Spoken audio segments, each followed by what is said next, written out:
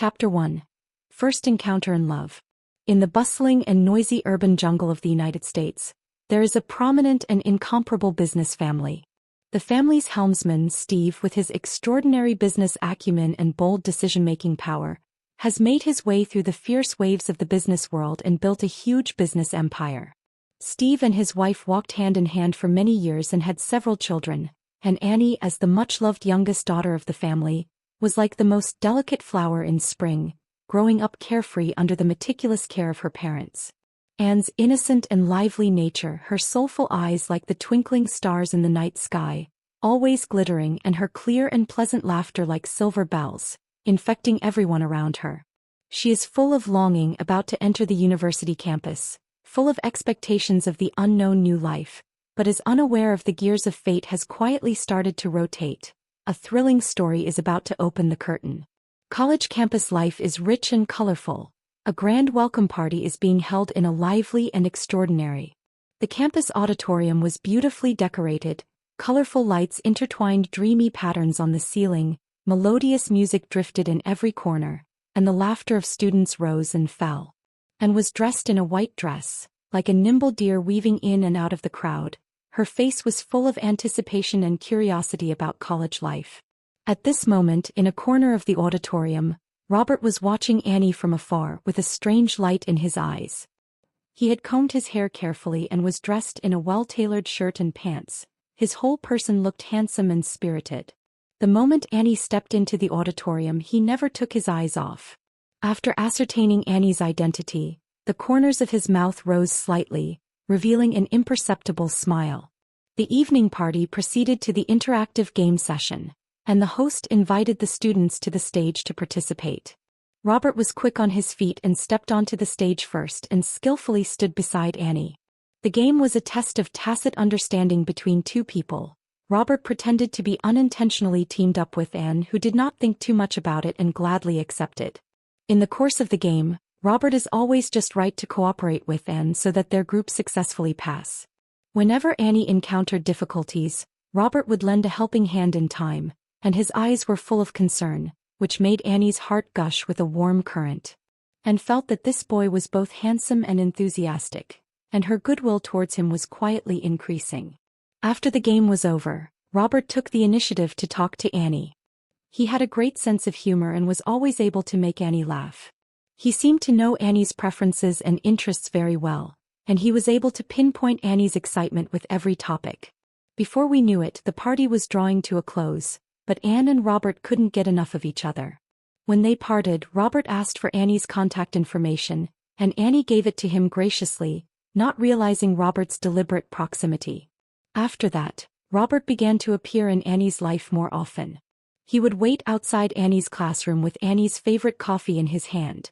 He would quietly help Annie when she was participating in club activities without asking for anything in return. He would take the initiative to organize revision materials for Annie when she was worried about her exams and patiently tutor her. Every move he made was full of consideration and care, making Annie gradually get used to his presence. With the passage of time, the feelings of the two quickly warmed up and fell into a sweet love. After falling in love, Robert was even more attentive to Annie. Every morning he will come to Annie's dormitory downstairs early for her to send a nutritious breakfast. Annie is sick, he will stay at the bedside, carefully take care of her for her to boil warm congee, but also on time to remind her to take medication. Whenever Annie's birthday or anniversary, he will carefully plan a romantic date, to bring unexpected surprises to Annie. All of Annie's friends were envious of Robert's devotion to her. Amidst her friends' compliments, Annie became more and more dependent on Robert in her studies and life. When she did group work, the first thing she thought of was to ask Robert for help. When she encountered problems in life, she would also talk to Robert first and seek his advice.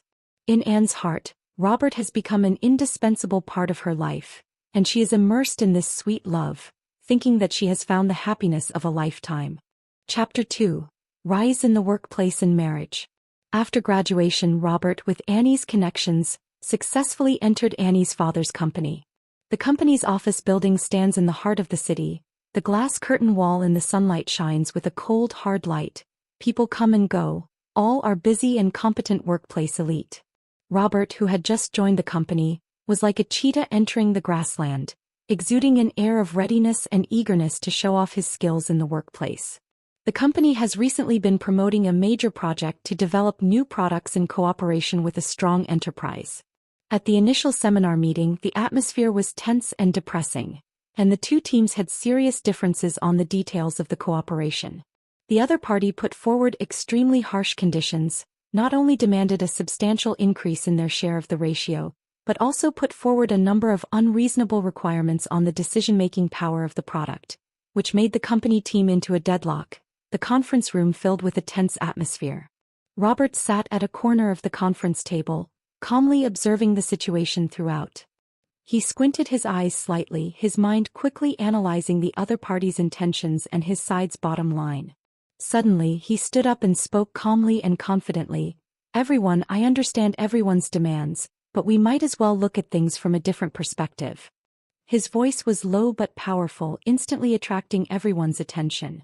Then he articulated his unique insights into the market trends, pointed out the drawbacks of the conditions proposed by the other party in the long run, and proposed a set of win-win solutions. While he was talking, he quickly drew the development plan of the product on the whiteboard, and his precise data and clear logic were convincing. After hours of intense discussions and Robert's unremitting efforts, the other party was finally convinced, not only to give up the harsh conditions, but also highly recognize the cooperation program. The success of this negotiation made Robert famous in the company. His colleagues looked at him with admiration, and senior leaders began to look at this newcomer in a different light. However, as his time in the company grew longer and longer, Robert's unscrupulous style of doing whatever it takes to achieve his goals gradually emerged. In the subsequent project competition, in order to take an important customer, he secretly arranged for people to collect the negative news of the rival company, and even went so far as to use some gossip to smear the other side. In an industry exchange meeting, he intentionally threw out some sharp questions skillfully when the competitor was speaking, so as to put the other party into an embarrassing situation, thus lowering the image of the rival in the mind of the client. And occasionally followed Robert to participate in some company activities. She was spoiled since childhood, and sometimes she was inevitably a bit arrogant.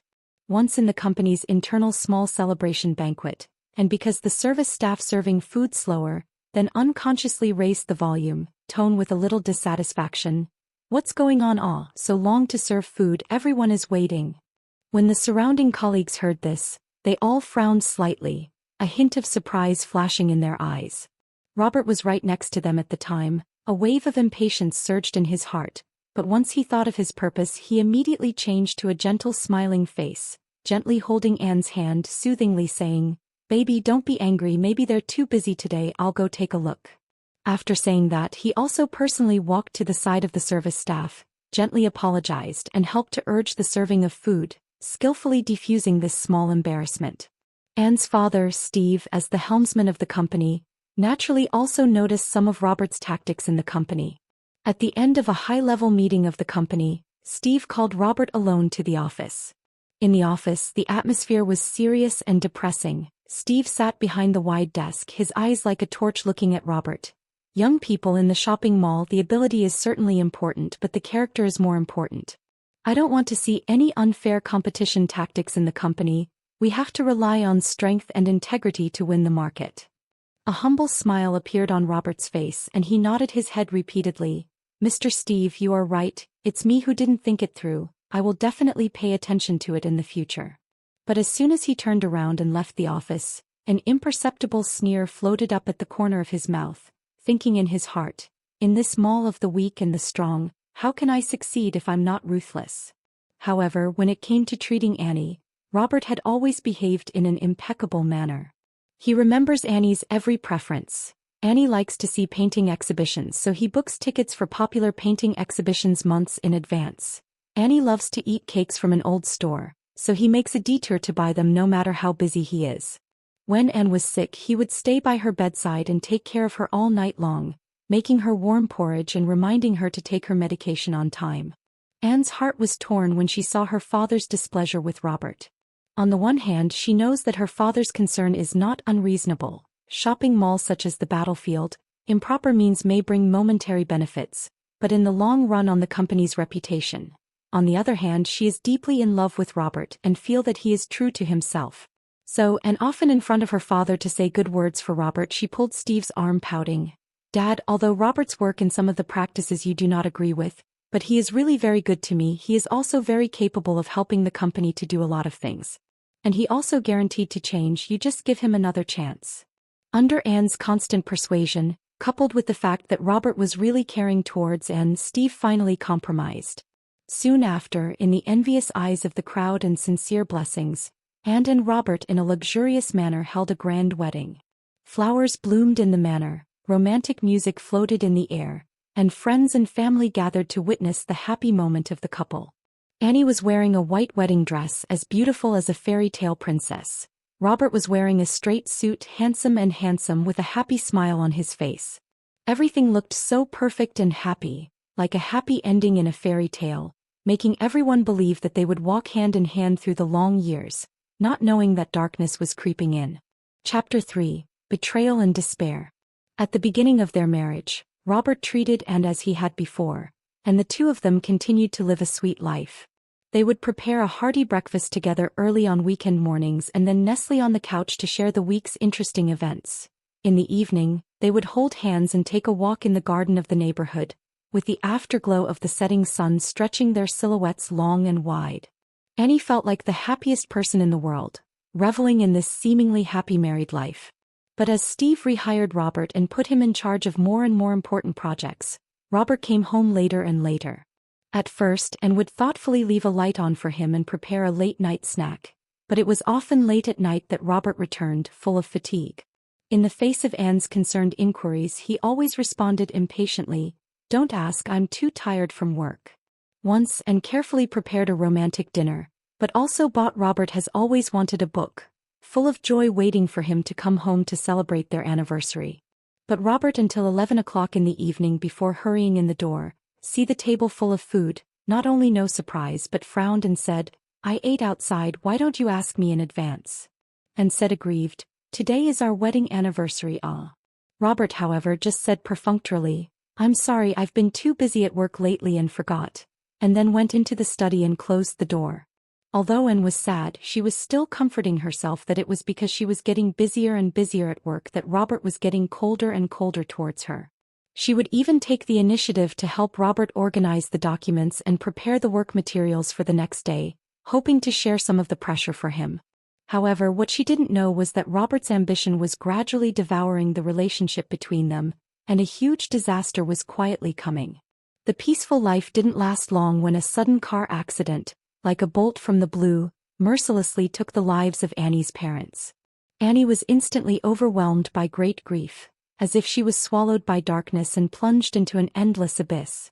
She washed her face with tears all day long, and she was so grief-stricken that she had no time to care about the company's affairs. At this time, Robert revealed his true colors like a cunning fox, and took the opportunity to rapidly expand his power in the company.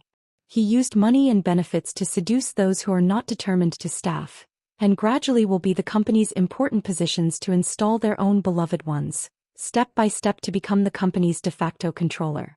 In order to appease Annie's emotions, Robert hypocritically offers to take her on a trip abroad. Immersed in the loss of both parents in the great pain of Annie, like a wounded deer, did not realize Robert's sinister intentions, they numbly agreed to his proposal. They arrived at the foot of a large mountain with beautiful scenery and began to climb the journey. Along the way Anne was in a trance and Robert cared for her on the surface, but from time to time there was a flicker of imperceptible shades in his eyes. When they finally climbed to the top of the mountain, there was silence and no one around them, only the sound of the whistling wind echoed in their ears, as if it was the devil's whispers. The air at the top of the mountain was thin and cold, blowing Anne's hair flying wildly. Her face was still streaked with tears, and her whole person looked fragile and helpless. Robert stopped and turned around.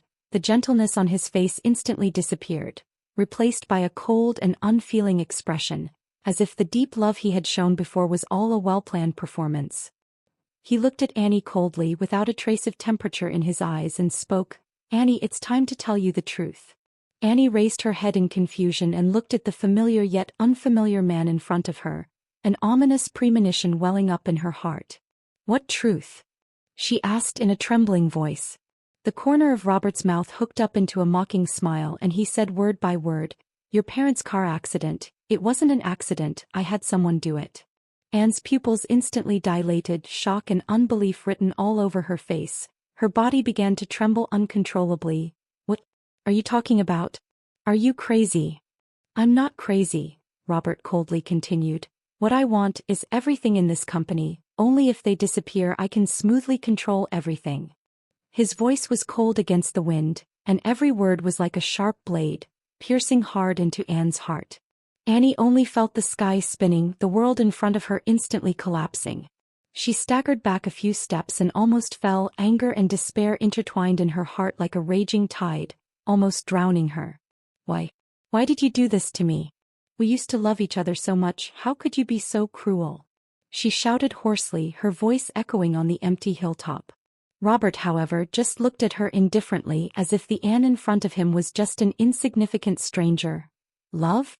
Worthless in front of money and power. You're so naive from the beginning. I approached you just to get it all." And broke down and rushed at Robert, pounding her hands on his chest as hard as she could. "You devil. I hate you." Robert, however, grabbed her wrists and shook them away so hard that Anne stumbled and almost fell to the ground. "Now the whole company listens to me and all those shares are already mine," Robert continued, his eyes full of greed and smugness. "And you don't have any use for them anymore." Anne looked at Robert, her eyes full of hatred and unwillingness. She knew that she was completely betrayed by this man, and that the happiness she once enjoyed was nothing more than a well-woven scam. In the midst of the confusion, Annie stumbled and accidentally fell off the edge of the cliff. In the process of falling rapidly, Annie's heart was filled with unwillingness and resentment. Her eyes were wide open and dead. She vowed that if she had a chance to do it all over again, she would make Robert pay a terrible price. Chapter 4. Rebirth and Revenge. Annie slowly opened her eyes. Her eyes were filled with the familiar layout of the room. The soft sunlight poured onto her face through the cracks in the window. She was a bit dazed, thinking she was still in that terrible nightmare, until her eyes fell on the photo of herself in high school placed on the bed, in which she was smiling brightly and carefree. Annie sat up with a jolt, and an incredible thought welled up in her mind: she had been reborn. Not being able to think about it, Annie rushed downstairs barefoot and saw her parents talking in the living room. Tears instantly came out of her eyes. She flew over to them and hugged them tightly, sobbing uncontrollably. Her father, Steve, and her mother were confused by her sudden action, but gently patted her back in an attempt to soothe her. "Baby, what's wrong? Are you leaving home for college and can't bear to part with us?" her mother asked gently, her voice full of concern. Annie buried her face in her mother's shoulder and cried even harder. She just shook her head desperately, unable to say a word. The grief of the loss of her parents in her last life and the joy of the loss and recovery at this moment were intertwined, causing her emotions to completely break down. Her father stroked her hair and comforted her softly. "Silly child, the university is not far away. You can come back on vacation and we will visit you." And in the warm embrace of her parents, secretly vowed in her heart, this time she must guard them, guard this family to Robert's revenge, let him pay for what he did. Once again stepped into the university campus. The sun is still bright, the campus is full of youthful vigor and vitality, but Annie's state of mind is very different from the last life. Her eyes were more mature and resolute, and she was always alert to everything around her. That day Anne was clutching her books and was on her way to her first class. As she turned the corner of the school building, a familiar figure broke into her sight. It was Robert. In an instant, fear came to her like a tidal wave, and Robert's betrayal and the tragic end of her last life kept flashing in her mind like a nightmare. Her breathing became rapid and her steps unconsciously stepped backward. Her hands gripped the book so tightly that her knuckles turned white from the force. Immediately afterward, anger quickly replaced fear. Anne's eyes glared round, staring dead at Robert, anger burning in her heart. It was this man who had taken away her parents' lives, destroyed her family, and plunged her into an endless abyss of pain. She couldn't wait to immediately rush up and tear this demon to pieces, questioning why he was so cruel. But Annie quickly calmed down, her heart gradually turning to relief. She understood that impulsiveness couldn't solve any problems, and nowadays she had a chance to start over again, which was a gift given to her by fate. and also provided her with an opportunity to take revenge. She couldn't be swayed by her emotions anymore. Instead, she had to utilize this opportunity to make Robert pay for what he had done. So Anne took a deep breath, straightened her spine, and walked past Robert with a firm stride, as if he were just an insignificant passerby. Robert's eyes flashed with surprise when he saw Annie. In his perception, Annie, who was highly praised by her classmates, treated everyone with kindness and friendliness, but rejected herself with indifference, which instead aroused his strong curiosity. After that, Robert began to ask around about Annie. When he learned of Annie's distinguished family background, his desire to conquer became stronger and stronger, and he immediately decided to pursue Annie. He felt that such a girl with a good family background, if she can become his girlfriend, will certainly be able to bring great help to himself in the future. Since then, Anne has always been on the lookout for Robert's movements, always avoiding him from afar. But Robert was like a shadow that could not be shaken off. He would suddenly appear to stop Annie on her way to class, and when Annie was studying in the library, he would find an excuse to sit next to her and begin to talk incessantly about things that he thought would impress Annie. One time, Annie was in the library and was concentrating on checking out materials for an upcoming exam. Once again, Robert came uninvited, sat down across from her, and began rattling on about the bright future they might possibly have in an attempt to impress Anne. Anne frowned in disgust and whispered, "Please leave, I want nothing to do with you." But Robert continued to talk to himself with no intention of leaving. Just when Annie was feeling incredibly annoyed and didn't know what to do, Tony happened to come to Annie to discuss academic issues. Seeing this scene, he immediately understood the situation. Tony walked to Annie's side and politely but not too forcefully said to Robert, "This student, Annie, has already made it clear that she doesn't want to communicate with you, so please respect her wishes." Robert glared fiercely at Tony, but under Tony's firm gaze, it was not easy to take offense and could only leave unwillingly. After this, Anne's appreciation for Tony grew deeper and deeper, and the two communicated more and more. They discussed academic issues together, participated in club activities together, and in the course of getting along, their mutual understanding deepened, and their relationship became more and more intimate. On the boulevard of the campus, they left their side-by-side strolling figures. In the corner of the library, the sound of their heated discussions echoed. In the cafeteria, there were also their laughter and sharing of food. As the days passed, Tony realized that his feelings for Annie had long exceeded those of an ordinary friend. On a moonlit night, Tony brought a carefully prepared gift and asked Annie to come to the campus lake. The lake was sparkling and the moonlight sprinkled on the two of them, creating a romantic atmosphere. Tony summoned up his courage and said to Annie affectionately, "Annie, the time I spend with you is my happiest days. I like you. Will you be my girlfriend?" When Annie heard this, the smile on her face instantly disappeared, replaced by a look of panic and hesitation. The nightmarish emotional experience with Robert in her last life was like an uncrossable chasm across her heart. She lowered her head, not daring to look directly into Tony's eyes, and said with a slightly trembling voice, "Tony, I appreciate your companionship and help during this period of time, and you're a very important friend to me, but I'm not ready to start a new relationship yet. Can we continue to be friends?" Tony's heart was lost for a moment, but he looked at the uneasiness and fear in Anne's eyes, and his heart was filled with heartache. He said gently, "It's okay, Annie, I respect your decision and we'll still be friends." Despite the rejection, Tony was still deeply attracted by Annie's resilient character. He silently vowed in his heart that he would always be by Annie's side, waiting for the day when she would truly let go of her past and accept herself. Since then, Tony's care for Annie has not diminished at all. When Annie encountered difficulties in her studies, he patiently tutored her. When Annie was in a bad mood, he accompanied her for a walk and a chat on campus.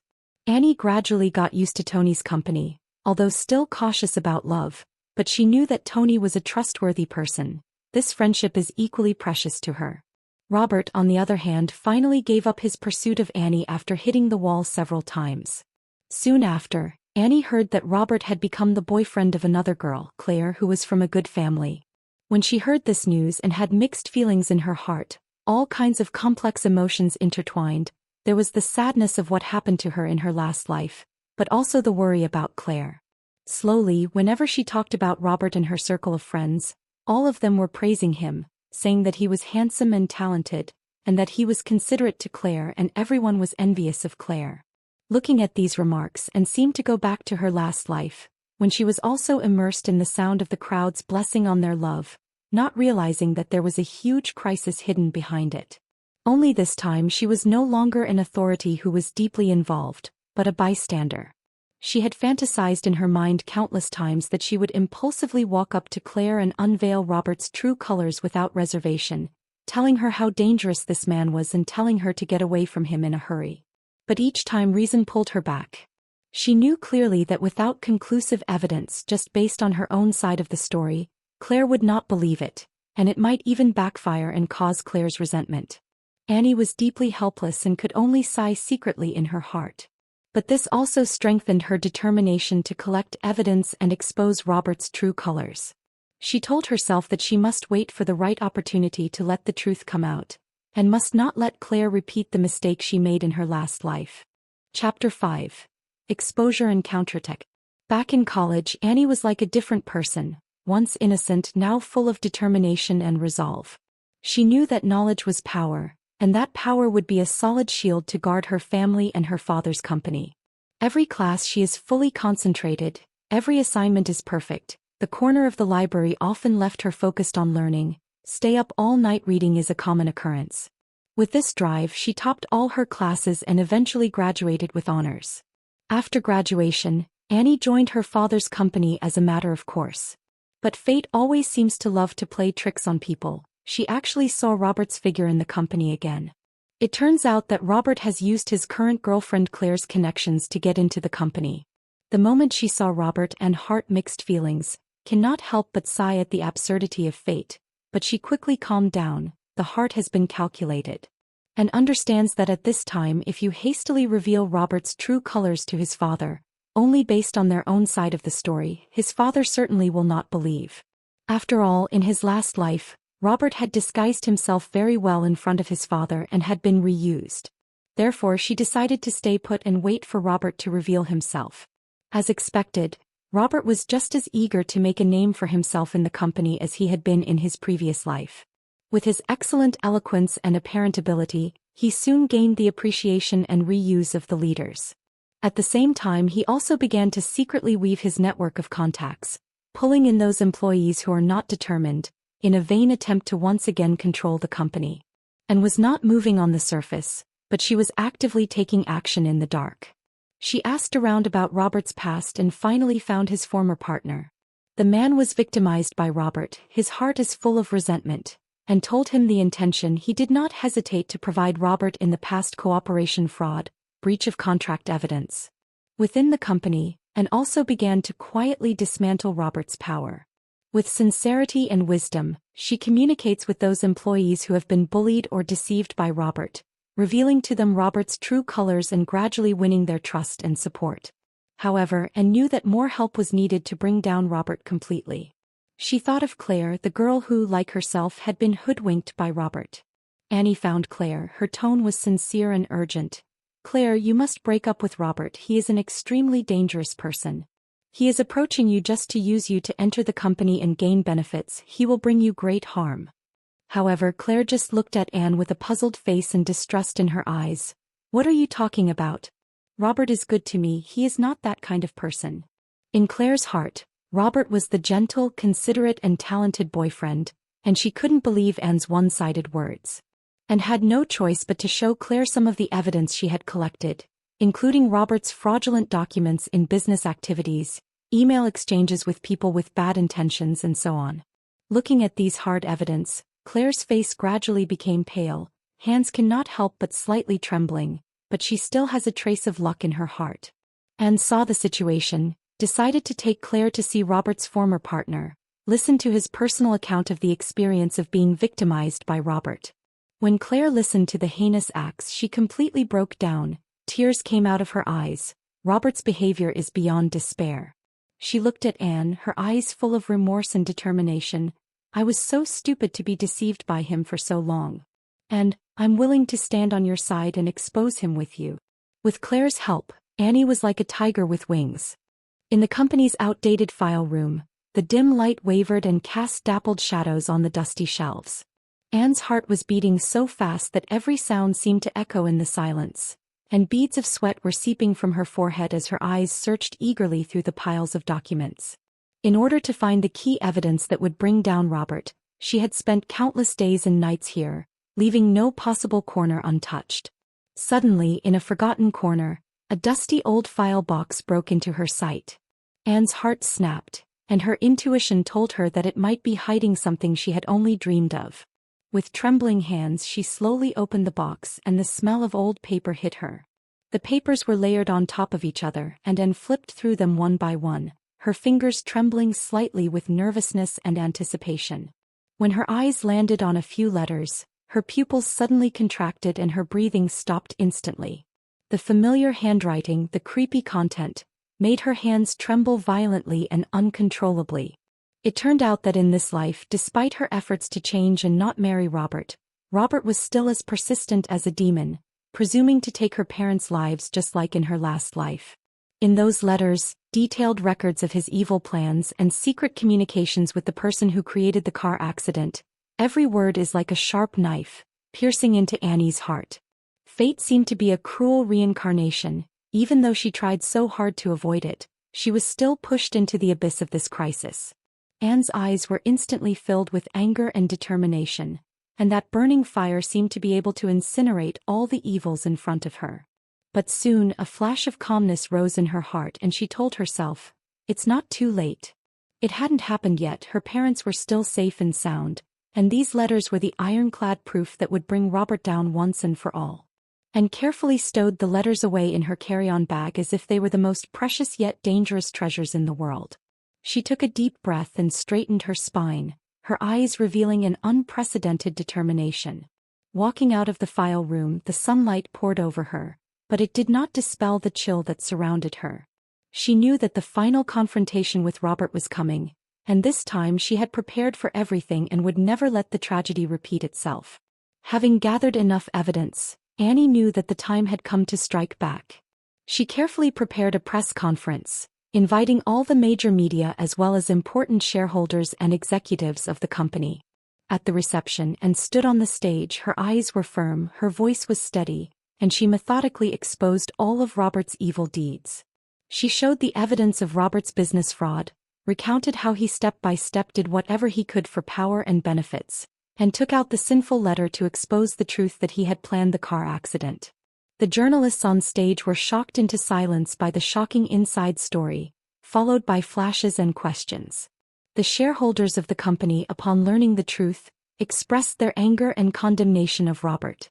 Robert stood on the stage, his face turning from red to white as he tried to rebut, only to find that all the evidence pinned him to the pillar of shame. His sophistry seemed so feeble.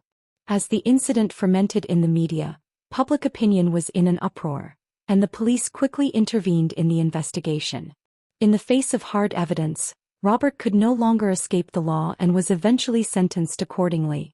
And Claire watched all this, the resentment and pain in their hearts finally dissipated, and they knew that they had succeeded. Chapter 6. Happy Endings. In the days following the successful revelation of Robert's crimes, it was as if Anne had lifted a boulder that had been weighing on her heart for years, but the mental exhaustion came upon her like a tidal wave, leaving her almost breathless. She went to her room alone, cut herself off from the outside world, let her emotions run wild and cried bitterly. Tears slid silently down, wetting the pillow, a farewell to the painful experiences of her last life, and a release of the tightened nerves she had been experiencing all these days. Tired of crying, Annie slowly sat up and reached down to dry the tears from her face. The room was silent, and her eyes were filled with confusion. When given this chance to be reborn, she was filled with nothing but thoughts of guarding her family and company, and the flame of revenge had sustained her through the toughest times. Now Robert had already paid the rightful price for what he had done, and she had suddenly lost her direction, not knowing where she should go next. The road ahead was blurring before her eyes, and she had never felt more helpless than she did at that moment. Annie's eyes wandered around the room and finally landed on the cell phone on the table. She subconsciously picked up her cell phone, the screen lit up, and what met her eyes were countless messages from Tony as well as a series of missed calls. Those messages were filled with Tony's worry and concern. "Annie, are you okay? Why don't you return my messages? If you're too tired, talk to me, I'm always here. Don't shut yourself away, I'm worried about you. Looking at these words with warmth between the lines, a warm current welled up in Annie's heart, and that confused mood gradually dissipated. She suddenly realized that she was not alone. In this thrilling journey of revenge, Tony was always by her side, giving her support and strength. Since fate had given her the opportunity to be reborn and let Tony into her life, she should cherish it. The past had already passed and countless possibilities awaited her in the future. Annie stood up, took a deep breath and opened the door to her room. The sunlight poured over her body, bringing a slight warmth. She dialed Tony's phone. On the other end of the phone, Tony's voice with obvious anxiety and delight. Annie, you finally called, are you okay? Annie smiled softly and said, I'm fine, Tony, thanks for always being there. On a sunny weekend, Tony brought Annie to the site of the academic exchange event where they first met. The place was still bustling with people coming and going, and the air was filled with the scent of youth and vigor. Tony brought Annie to an open place. The surrounding crowd consciously formed a circle, as if in anticipation of something. Tony took a deep breath, took out a delicate ring from his pocket, slowly knelt down on one knee and said fondly, Annie, we've been through so much together in the past. I know you have suffered a lot, but I want to be by your side every day in the future, to give you happiness. Are you willing to marry me? Annie's eyes were filled with surprise and emotion, tears came out of her eyes, she nodded her head vigorously and choked, I do. Just then Annie's eyes inadvertently swept through the crowd and she saw Claire. Claire was standing in the crowd, a genuine smile on her face, and was clapping and cheering along with the people around her. Claire's eyes met with Anne's and she winked gently as if conveying an exclusive tacit understanding. Anne smiled back in response, knowing that in this life she had not only rescued her naive self from her last life, but also Claire, who had almost repeated her mistakes. At one time they were both blinded by Robert's disguise and caught in a dangerous situation. Now they have both broken free of the gloom and ushered in a new life. Soon after, Annie and Tony held a warm and romantic wedding. The wedding site was decorated in a simple but elegant way, surrounded by flowers, and friends and family rushed to send their most sincere blessings. Annie wore a white wedding dress as beautiful as a fairy tale princess. Tony was dressed in a straight suit, handsome, his face was full of happy smiles. When they made the vow to be together for life in the presence of all the people, Annie knew that she had finally ushered in the happiness that truly belonged to her. After the marriage, Annie devoted herself to the operation of her father's company. With the knowledge she had learned in the university and the experience she had accumulated during the storm, she took care of the company in a well-organized way, and the company prospered under her leadership, heading for a more brilliant future. And Tony also worked hard in his own field and achieved excellent results. They support each other, encourage each other, face every challenge in life together, and enjoy every good thing in life together. With each other's company, Annie completely said goodbye to the haze of the past and opened up a new life full of love and hope.